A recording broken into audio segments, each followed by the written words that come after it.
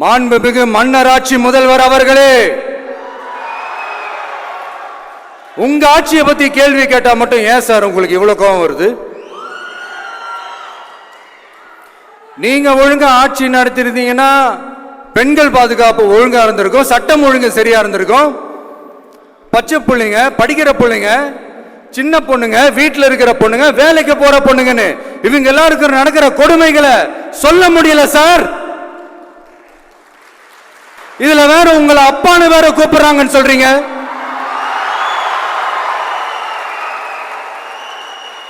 தினம் தினம் உங்களுடைய இந்த கொடுமைகளை அனுபவிச்சுட்டு இருக்கிற என்னுடைய சகோதரிகளான தமிழ்நாட்டு பெண்கள் தான் உங்களுடைய அரசியலுக்கு ஒரு முடிவு கட்ட போறாங்க, உங்களுடைய ஆட்சிக்கு ஒரு முடிவு கட்ட போறாங்க, உங்களுடைய இந்த அரசியல் வாழ்க்கைக்கு ஒரு முடிவு கட்ட போறாங்க. சரி, பெண்களோட லைஃப் தான் இப்படி போராட்டமா இருக்குன்னு பார்த்தா இங்க எத்தனை போராட்டங்கள்?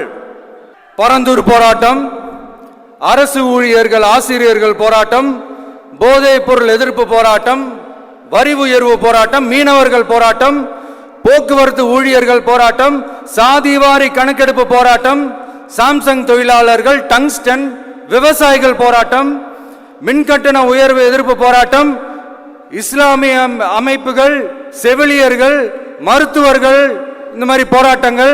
இதெல்லாம் சும்மா சாம்பிள் தான், இது இன்னும் சொல்லிட்டே போலாம், இந்த நாள் பத்தாது. ஆனா இந்த எல்லா போராட்டங்களுக்கும் தமிழக வெற்றி கழகம் கூட நிற்கும்.